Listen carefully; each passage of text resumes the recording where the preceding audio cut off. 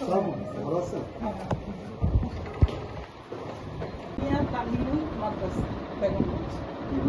আপনাদের যেদিন প্রোগ্রাম ছিল তার আগের দিন আমি নোয়াখালী থেকে আসছি।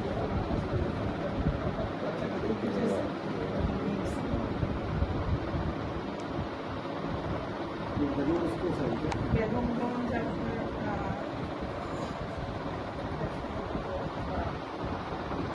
আমি ওইখানে পুজোর সাথে আপনাদের দিতে পারি এখন এটা আমার কাছে পরিচালনা করতেছি। যেহেতু পরিচালনা করতেছি হ্যাঁ, উনি আবার আমাকে বলছে কিছুদিন আগে আপনাদের একটা প্রোগ্রাম ছিল আপনাদের উপজেলা, তখন আমি প্রতিনিধি আমার তো যাওয়া সম্ভব না, প্রতিনিধি হিসেবে দিতেছে উনি ওইখানে অনুদান দিচ্ছে, উনি যেটা দিচ্ছে সেটা মাদ্রাসায় দিয়ে দিচ্ছে। হ্যাঁ হ্যাঁ, ওইখানে অনেকগুলি আপনার শহীদ পরিবার আছে তো ওদেরকে নোয়াখালী যতগুলো শহীদ পরিবার।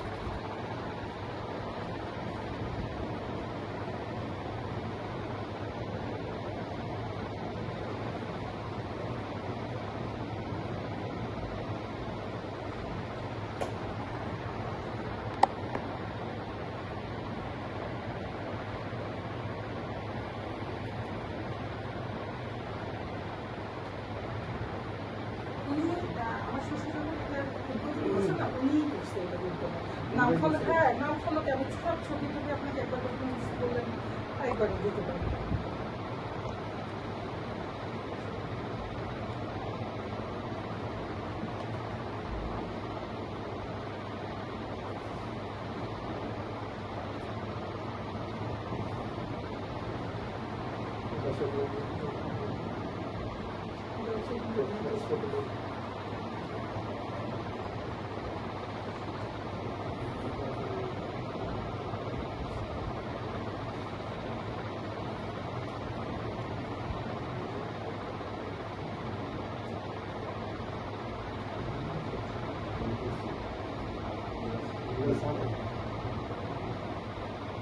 হ্যালো, হ্যালো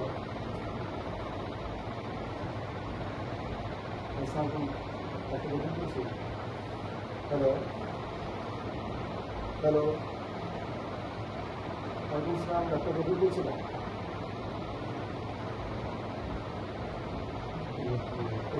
নেটওয়ার্কে একটু সমস্যা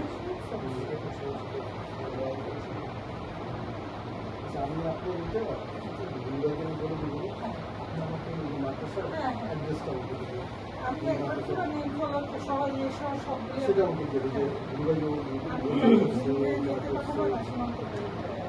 দশটা থেকে ঘুরে রেখে আপনি দিতে পারেন। আমার নম্বরটা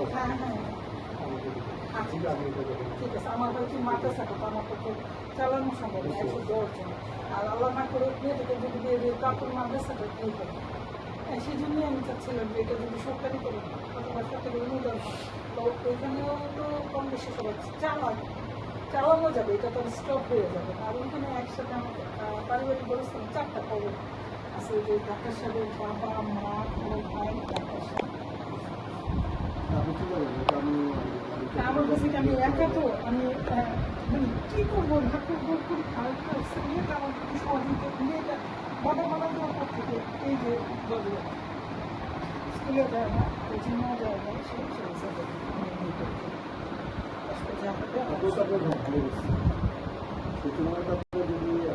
স্কুলে যায় না, কোচিং ক্লাসে যায় না, সে টেস্ট দেয় না, কি টেস্ট দেয় না, কিচ্ছু দেয় না। পরে স্কুলের টিচাররা দায়িত্ব নিয়ে বসে একটা কথা ডাক্তার সাহেবের নিয়ে ম্যাট্রিক পরীক্ষা দেবে না, পরে আমাকে স্কুলে বুঝতে পারছি রক্ত দিতে দিচ্ছে, যথেষ্ট পরিমাণে দিয়ে আর যখন পাইনি তখন একা মেয়ে পাঠাচ্ছে, একা সে বাইরে যে কোনো দিন ইন্দোনেশিয়া